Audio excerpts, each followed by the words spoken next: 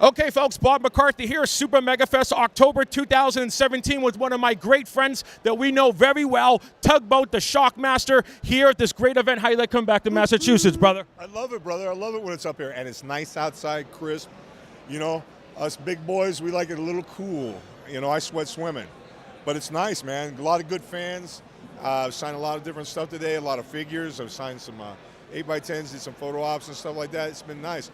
Got a great group of guys here. You got Demolition over here to my left. You got Uncle Nikolai over here. You got my boy down there. Ho! Yeah. Okay, and Mick Foley. Yeah. I mean, you got a great card here, just local, what we're doing. You got more ears than him. Oh, be nice to my boy. I know, I'm only kidding. You know, Mick's an awesome guy. Let me ask you something. You started off as Big Steel Man. How did the concept of Tugboat get created? Was that your idea? Was it Vince McMahon's idea? It's a Vince McMahon idea. It's all about merchandising, my friend. All about merchandising.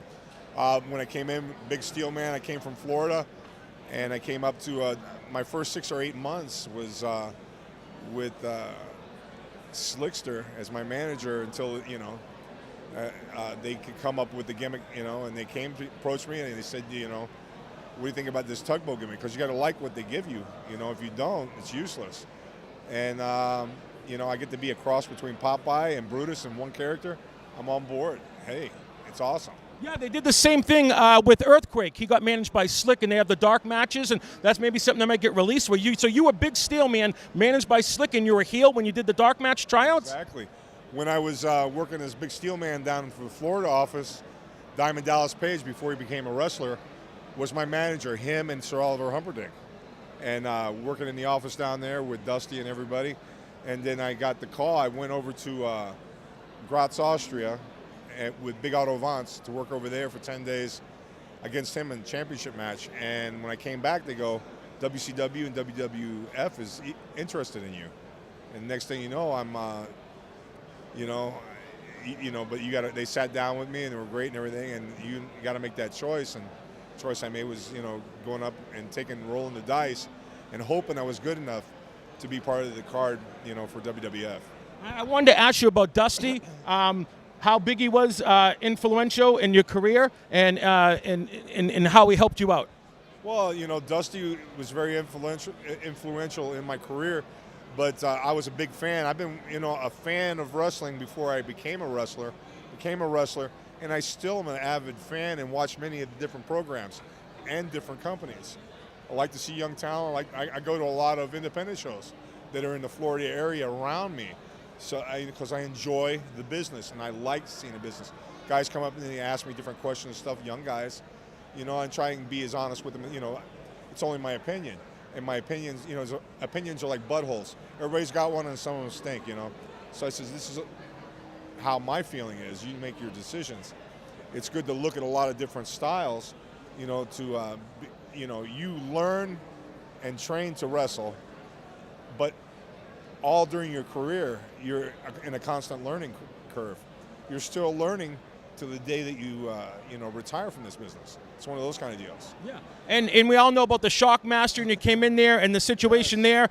You know, you've elaborated on it many times. But they made the transition. Oh, look. Wow, look at that. You get bad then, but it's very nice now. Wow, and they got you tipped over and everything, huh? And they have the whole. Wow. You didn't know it was a break No, dancer, I didn't know there was a Euro break dancer. I could spin on my head. That's me. That's incredible. That's right. Shockmaster Boogaloo. and you can see the helmet right here. I'm surprised that the Star Wars Lucas didn't come after you for this, right? No, he wouldn't come after me. He would come after WCW. Now what they did was because they ran with it, they made you Uncle Fred. Now, what was that? I mean, you think they couldn't come up with something more creative than that? Then they made you trip and everything. I mean, you think they could have just went with a different plan B? I tripped on my own. Okay. You know, not that I'm not normally tripping a lot, but I mean, it's, you know, one of those deals. Yeah. I've only got 2 or 3 brain cells left up in this noggin. Yeah. It's like a maraca up there. Yeah. But yeah, I mean, you know, it is what it is. I always, even though with the adversity and the thing that happened, it was embarrassing the night it happened, but I've embraced it. I always tell people when they come up and they ask about it, I'm like, you watch the video. You're having a bad day, watch my video, and you have a good day at my expense. Yeah. Yeah. Exactly. And there's no more big, huge tag teams anymore like the Natural Disasters. I think you and Earthquake are the last 2 big guys, like really, really big guys that, you know, how'd you feel about that? A great, you know, team you guys. Well, I love that's my brother from another mother. The thing is with, the big tag team. I mean, there's some big guys out there. There's some really, really big guys out there. You got you got Strowman out there. I mean, Big Show's still out there and working great. I mean, they got some up and coming talent. Like nowadays, okay, the independent circuit across the world is the territories. Like back in the day when I started in this business, I wrestled in territories, just like all the guys that are here that you see. And everywhere you could go. You could go to Europe. You could go, to Great Britain. All those different countries there. There was people working there. You could go to South America. You could go to Mexico. You could go to Hawaii, like go a family vacation and work while you're there. Yeah. So it's one of those deals. Now with the independents, especially, it costs a lot to go to watch a WWE show or to watch Ring of Honor or one of these other places. These companies are coming up.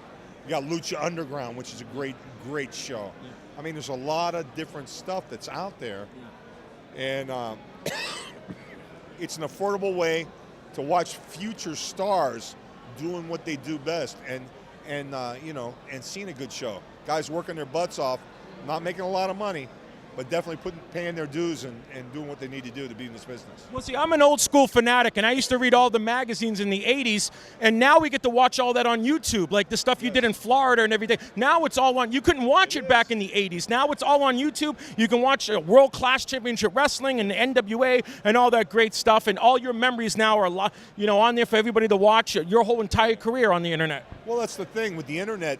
The advent of the internet has brought all these things that you can watch. You can watch Japan. You can watch stuff from Europe.